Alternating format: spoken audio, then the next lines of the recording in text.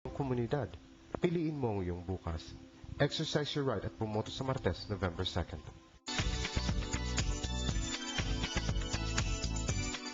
Thank you for sharing your afternoon with us here on Kababayan LA. Very special edition because we have a one-on-one with Senator Cheese Escudero. Very controversial, very popular. Senator, not before the election, there was a big buzz that you were going to run for president. Something happened along the way. What was it? Straight from your mouth. I thought about it. I studied it. I explored the possibility. But it was not my time. Hindi ko alam kung darating yung panahon ko, pero sigurado ko, hindi yung nakaraang eleksyon ng panahon ko. Iba yung hinog. Naniniwala akong hindi naman kapansanan ng pagiging bata. At marami na tayo naging matandang presidente, hindi naman maganda yung nagawa para sa ating bansa.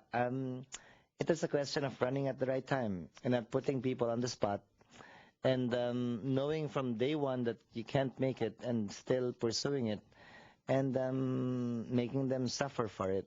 At the end of the day, it's about maturity. It was a very difficult decision. Pinakamahirap gawin yung humindi sa pagkakataon at humindi sa mga nagsasabing kaya, pwede at dapat. Marami akong puting buhok na tumubo magkatapos nun. I matured a lot because of that, and I learned a lot too. I don't know if my time will come, but definitely last elections was not my time. Well, the detractors were saying that you were too, and you are too ambitious. Yes and no. Yes, because that's a common accusation against anyone who would want to run for president.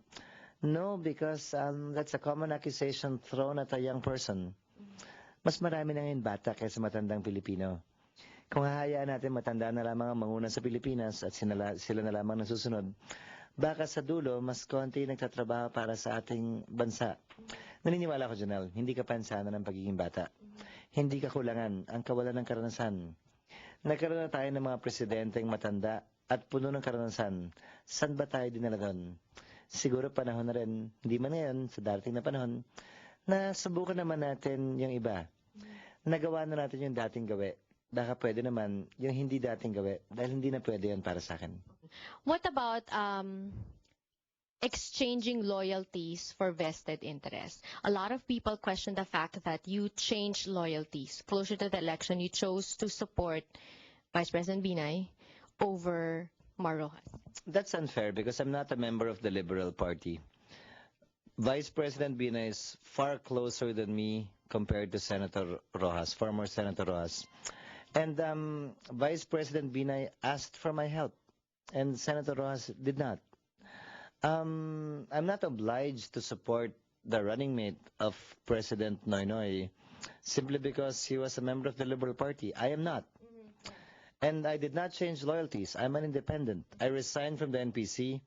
And I'm not beholden nor bound by any interest whatsoever. Like most voters in the Philippines, I am free to decide who to support and who to vote for. That he is feeling bad, if at all, I cannot blame him, nor can I say anything about it. But neither should he expect me to automatically vote for him and support him simply because he's the running mate of President Aquino. Okay, see, that's the thing. Did you support Binay because you thought he was the best candidate fit for the job, or just simply because he asked for your help?